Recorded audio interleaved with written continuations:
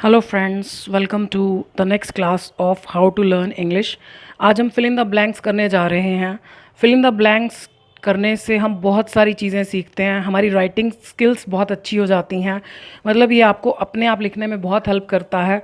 और fill in the blanks में बहुत सारी चीज़ें कवर हो जाती हैं, प्रपोजिशंस हैं, आर्टिकल्स हैं, और हमारी ये ओवरऑल लैंग्वेज की अंडरस्टैंडिंग को बेटर बनाता है। So let us start. मैं आपको पढ़कर बता देती हूँ, उसके बाद आप ब्लैंक्स को फिल कीजिए और वीडियो के एंड में आप आंसर्स भी देख सकते हैं। Today Veeru get up late morning, he say that he not feel well, he not take bath but worship the god, his wife do some work kitchen, he tell prepare cup tea, him no sooner he ask for tea, she ask for होता मांगना, she offer not only tea sandwich it, he like sandwich very much and demand more but this time she refuse comply। comply with request का मतलब होता है किसी फरमाइश को पूरा करना। comply with ऐसे ही आता है, comply with request। say that he not eat much। तो आप इन ब्लैंक्स को फिल कीजिए और उसके बाद आप आंसर्स चेक कर सकते हैं। तो अब देखते हैं कि आंसर्स क्या हैं। आज वीरू देर से उठा, simple past tense. Today Veeru got up late. In the morning, morning के साथ इन आता है, सबके साथ इन आता है। नून, इवनिंग, केवल नाइट के साथ एट आता है। So let in the morning. वो देर से उठा, ही सैड, उसने कहा, फिर सिंपल पास्ट टेंस। दैट, कि उसको अच्छा नहीं महसूस हो रहा था, यानी उसकी तबीयत ठीक नहीं थी। So he was not feeling well, he did not feel well नहीं आएगा क्योंकि काम तुरंत ख़त्म नहीं हो गया, वो चल रहा था उस समय। So he was not feeling well. वो नहीं नहाया। So he did not take, did के साथ फर्स्ट फॉर्म आती है, he did not take bath, लेकिन भगवान की पूजा की। तो टेंस तो सेम ही है, तो second form worshipped the god. His, दोबारा यहाँ पर ही लगाने की भी ज़रूरत नहीं क्योंकि सब्जेक्ट सेम ही है। So he did not take bath but worshipped the god. His wife, उसकी वाइफ किचन में कुछ काम कर रही थी। आप हिंदी करेंगे ना पहले तो आपको ज़्यादा अच्छे से क्लियर हो जाएगा कि कौन सा टेंस आना चाहिए। So his wife was doing some work.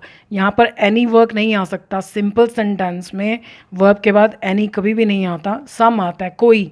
यहाँ पर सम का मतलब कुछ नहीं है, कोई काम कर रही थी। So his wife was doing some work kitchen में, इन द किचन। द क्यों आया? क्योंकि एक घर में एक ही किचन होती है और उसी की बात हो रही है। अ तब यूज़ होता है जब उसके जैसी बहुत सारी चीज़ें हों, पता नहीं किसकी बात हो रही है। So his wife was doing some work in the kitchen, he told, क्योंकि टेल है ब्रैकेट में। सो ही टोल्ड, टोल्ड के बाद हमेशा ऑब्जेक्ट आता है किसको, तो उसने अपनी वाइफ को कहा। सो ही टोल्ड हर, जब भी कोई व्यक्ति किसी दूसरे व्यक्ति को कोई काम करने के लिए कहता है कि जी ऐसा करो, तो हमेशा इन्फिनिटिव आता है। So he told her to prepare, क्या, अब ये देखो पहली बार आ रहा है कप ऑफ टी, तो द नहीं आएगा। कप किसका, ऑफ टी, चाय का, फॉर हिम, उसके लिए। ये सब प्रपोजिशंस हैं, of and for. No sooner, अब ये एक नया रूल है कि नो सूनर का मतलब होता है कि अभी ज़्यादा देर नहीं हुई थी। जैसे हिंदी में सेंटेंसेस होते हैं ना, जैसे ही मैंने दरवाज़ा खोला तो मैंने बच्चों को खेलते हुए पाया।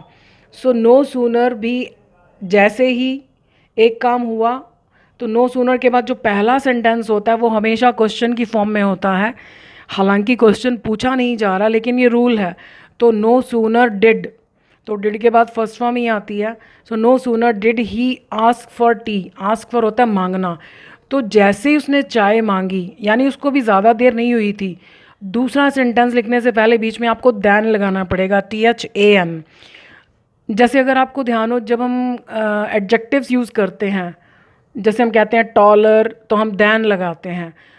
THEN जो देन, उसको देन बोलते हैं, वो टाइम के लिए आता है तब।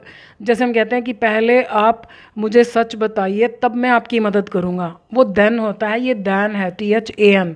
तो हमें यहाँ पर दैन लगाना है सेकंड सेंटेंस शुरू होने से पहले। तो ये रूल हैं, फिक्स्ड हैं, हम इनमें कोई चेंज नहीं कर सकते।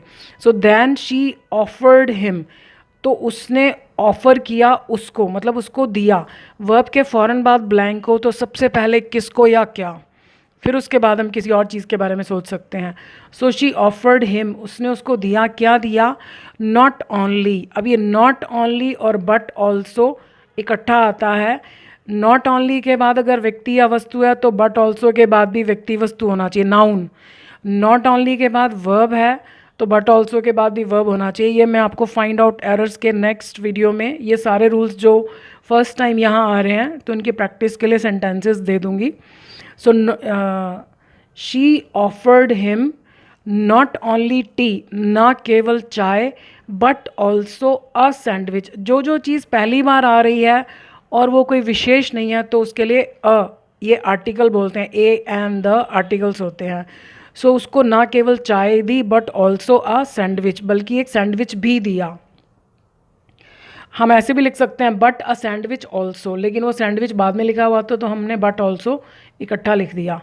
विद इट यानी चाय के साथ, ना मतलब ना केवल चाय दी बल्कि एक सैंडविच भी दिया उसके साथ।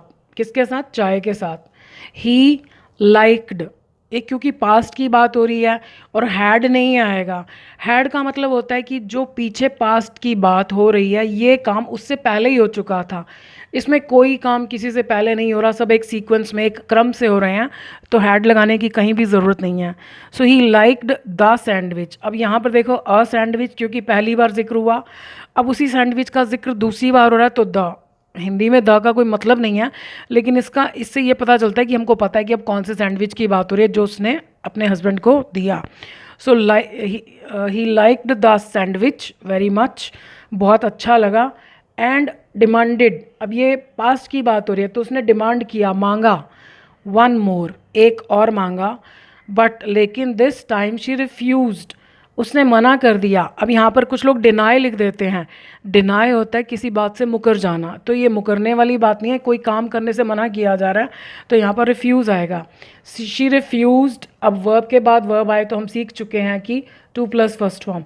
सो she refused to comply with his request, उसने उसकी फरमाइश पूरी करने से मना कर दिया। सेइंग, ये प्रेजेंट पार्टिसिपल है, इसके ऊपर भी मैं वीडियो बना चुकी हूँ। ऐसा कहते हुए, क्या कहते हुए? दैट, कि उसे ज़्यादा नहीं खाना चाहिए, कि वो ज़्यादा ना खाए। तो की के बाद जब भी हम कहते हैं कि वो ये काम करे, वो ये काम ना करे, तो अगर आपने पूरा सेंटेंस लिखना है तो शुड ज़रूर आता है। हालांकि हिंदी में कहीं चाहिए शब्द नहीं दिखाई दे रहा, लेकिन ऐसे ही बनता है। जैसे हम कहते हैं ना, हम चाहते हैं कि हमारा देश तरक्की करे, ये काम अभी हो। So we want that our country should make progress. So that he should not eat much, कि वो ज़्यादा ना खाए। तो फिल इन द ब्लैंक्स तो हो गए। अब हम थोड़ा सा अपने ऊपर फोकस करते हैं चलते चलते। आज की अफर्मेशन है आई अट्रैक्ट सक्सेस एंड अबंडेंस, यानी मैं सफलता और समृद्धि को आकर्षित करता हूँ। जैसा हम बोलते हैं, जैसा हम सोचते हैं, हम उन सब चीज़ों को अपनी तरफ खींचते हैं। तो हम ये एफर्मेशन बहुत बार बोल सकते हैं, मन ही मन बोल सकते हैं कि मैं सफलता और समृद्धि को आकर्षित करता हूँ। बोलते रहिए, बोलते रहिए, आप देखेंगे धीरे धीरे आपको जो भी आप कर रहे हैं, काम कर रहे हैं, उसमें आपको सफलता मिलनी शुरू हो जाती है। लेकिन ऐसा नहीं है कि सिर्फ हम ये बोलते रहें कि मैं सफलता को आकर्षित करता हूँ, हमें साथ साथ अपनी कोशिशें भी जारी रखनी हैं। तो ये एफर्मेशन हमको उस दिशा में जाने में हेल्प करती हैं। कम से कम हमारे माइंड में एक पॉजिटिव विचार तो आता है, हमारा माइंड नेगेटिविटी से खाली हो जाता है जब हम ऐसी थॉट्स को सोचते हैं। So I wish you all the best. Thank you for watching this video.